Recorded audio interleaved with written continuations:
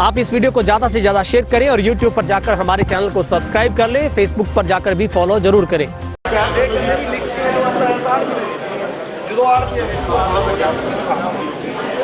फिर इन्हों कहते जी तुम 4-5 कहते साडा वा असीं अज तो 5 लाख लैके तुहानूं कणक बेच देंगे तो कल सानूं 10 लाख की लोड़ पवे फिर दे दोगे कहते फिर तो असीं दे नहीं सकते कहते फिर असीं बेचांगे तो उत्थे फिर इन्हों की सब जगह व्यापारियों से मिलूंगा, जमींदारों से, दोनों की समस्या सुनूंगा और मुख्यमंत्री से फिर रात को ही बात करूँगा। इसका हल निकालना बहुत जरूरी है। नमस्कार, तेज हरियाणा से गुरविंदर पन्नू। आज डबवाली में इनेलो के सीनियर नेता अभय सिंह चौटाला की ओर से आड़तियों के साथ एक बातचीत का दौर शुरू किया गया, जहां पर उन्होंने सरकार पर कई बड़े आरोप लगाते हुए आड़ती और किसान के बीच में एक दरार साबित किया है इस सरकार की मंशा को। जहां पर सरकार पर उन्होंने आरोप लगाते हुए कहा है कि जहां पर सरकार इस बात के लिए वायदे कर रही थी कि वो दाने दाने की खरीद करेगी, आज किसान दाने दाने को बेचने के लिए मोहताज हो गया है। ऐसे में अभय सिंह चौटाला ने आज तमाम डबवाली की कच्चा आड़ती एसोसिएशन और मजदूरों के साथ उन्होंने बातचीत की है, जहां पर उन्होंने कहा है कि आज वो हरियाणा के डबवाली से शुरुआत करते हुए करीब 20 मंडियों का दौरा करेंगे और इसके बाद वो हर आड़तियों के साथ जाकर उनके दुख सुख को साझा करेंगे। और इतना ही नहीं बल्कि वो आज शाम को मुख्यमंत्री हरियाणा से बातचीत करके जल्द ही इस समस्या का हल करवाने का भी प्रयास करेंगे। जहां पर उन्होंने आड़तियों के साथ बातचीत करते हुए कई बड़ी बातें अभय सिंह चौटाला ने कही है कि सरकार की जो मंशा है वो क्लियर साफ नहीं है, क्योंकि सरकार की नीयत और नीति दोनों में खोट उन्होंने बताया है। साथ ही अभय सिंह चौटाला ने यह भी कहा है कि जिस तरीके से आड़ती और किसान के बीच में एक रिश्ता है, जिसको सरकार हमेशा बिचौले का रिश्ता कहती है, लेकिन एक्चुअल में ये एक भाईचारे का रिश्ता है। आज उन्होंने डबवाली की अनाज मंडी में आकर आड़तियों के बीच में वो शरीक हुए। उन्होंने कई मिनटों तक लंबी बातचीत की और उन्होंने भरोसा जताया है कि वो जल्द ही मुख्यमंत्री हरियाणा से बातचीत करेंगे और किसानों को किसी भी तरीके की जो दिक्कत है वो नहीं आने दी जाएगी। किसानों के दाने दाने को लेकर वो खुद सरकार से इस बात की गुहार लगाएंगे ताकि किसानों को किसी तरीके की दिक्कत या समस्या ना हो। और उन्होंने इतना भी कहा है कि वो किसी भी स्तर पर हरियाणा में किसान और आड़ती के साथ लूट नहीं होने देंगे। जहां पर उन्होंने सरकार की योजनाओं पर भी सवाल खड़े किए हैं, जिस तरीके से चाहे पोर्टल की बात हो या फिर खरीद जो केंद्र बनाए गए थे वहाँ पर दी जाने वाली सहूलतों की बात हो, तो तमाम बातें उन्होंने कही। इस मौके पर उन्होंने हमारे साथ बातचीत की। इस मौके पर आड़तियों का क्या कहना है आपको वो भी सुनवाते हैं। जिस तरह के आज हालात हैं, सरकार की जिम्मेवारी तो बहुत बड़ी बनती थी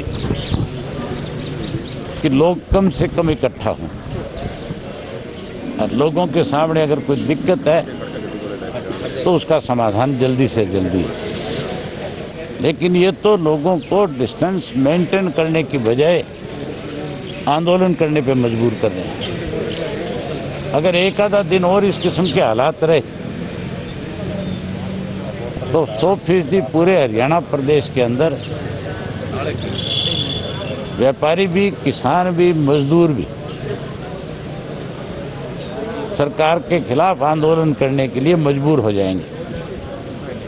और आंदोलन करने का मुझे लगता है कि बार का जो तरीका होगा वो और आंदोलन से हट करके होगा, क्योंकि लोग इस बात को अच्छी तरह से जानते हैं कि अगर हम ज़्यादा बड़ी संख्या में इकट्ठा हुए तो कहीं ना कहीं किसी महामारी को दस्तक ना दे दें। जहाँ लोग अपनी जिम्मेवारी निभाएंगे वहाँ सरकार को भी सबक मिलेगा। और 100% सरकार को अपना किया हुआ गलत फैसला वापस लेना पड़ेगा। अगर फैसला वापस नहीं लेंगे तो फिर सरकार के सामने और ज़्यादा मुश्किल खड़ी हो जाए। सर, आज आप कितनी मंडियों में जा रहे हो सर? क्या 20 मंडियों का दौरा करूंगा आज, जहां अभी डबवाली के व्यापारियों से, किसानों से पूछा है मैंने जो समस्या किस तरह से सरकार जो है आज गेहूँ मंगवाती है गांव के लोगों से। ये कहते हैं कि आपकी गेहूँ खरीदी जाएगी, और जब कोई गेहूँ की खरीद नहीं हो रही तो उस किसान पे दबाव बनाते हैं कि तैने जितना पैसा आड़ती का देना है तो हमारे से ले ले। अगर किसी की गेहूँ यहाँ 2 लाख की पड़ी और वो कहता है मुझे 5 लाख देना है, तो ये भी कहते हैं 5 ले ले तू हमारे से, लेकिन तू गेहूँ किसी भी तरीके से बेच करके जा। मतलब सिर्फ एक डेयरी खरीद के पूरे प्रदेश में देश को ये दिखाना चाहते हैं कि वो डबवाली का व्यापारी तो आज गेहूँ खरीद रहा है, वहाँ का किसान बेच रहा है। आज ना किसान गेहूँ बेच रहा, ना व्यापारी खरीद रहा, आज मजदूर इस बात के लिए भूखे मर रहे हैं कि सरकार की गलत नीति की वजह से, गलत पॉलिसी की वजह से उस मजदूर के पास भी काम नहीं है।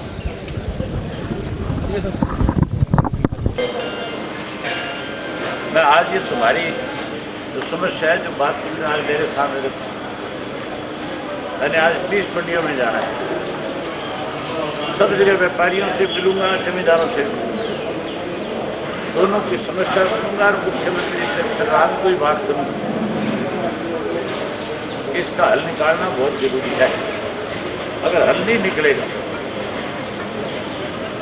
तो फिर ये मान के चलो कि सरकार अपनी जिम्मेवारी नहीं लेगी। सरकार तो फिर कहीं ना कहीं इस कोशिश में है कि व्यापारी परेशान रहे,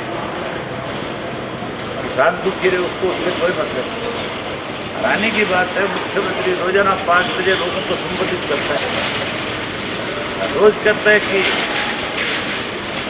हमारे यहाँ इतने करोड़ का घाटा लग गया है, ये पैसा कहाँ से पूरा करेंगे। ये भी कहता है कि महामारी के लिए पैसा कहाँ से लाएं। मैंने उनसे कहा था कि आप व्यापारी के जिम्मे छोड़ दो खरीद, और उसको ये कहो भी इस महामारी के अंदर तू हमारी मदद करे।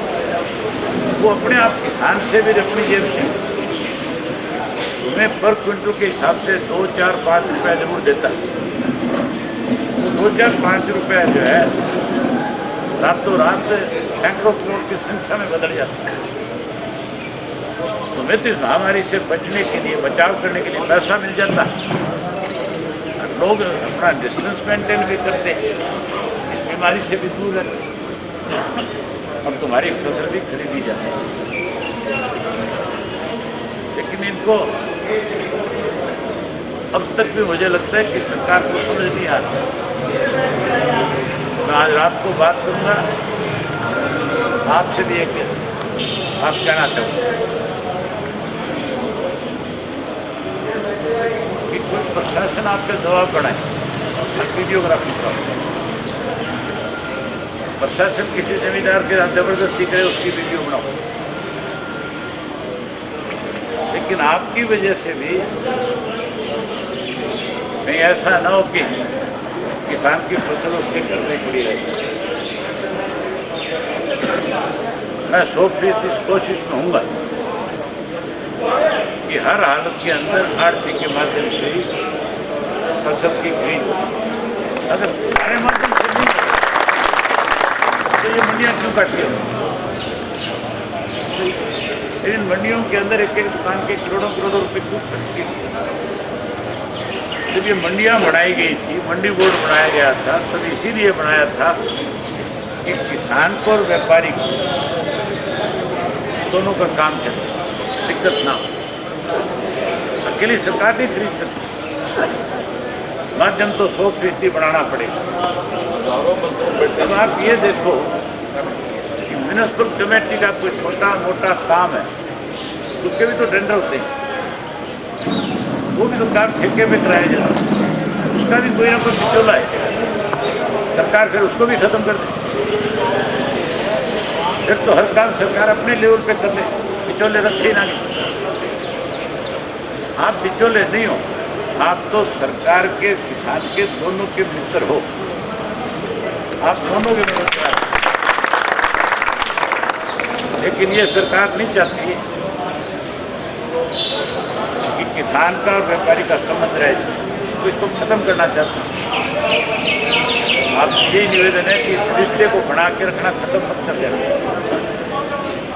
अगर तुम इस रिश्ते को बना के रखोगे तो फिर तुम्हारी लड़ाई 100% लड़ेंगे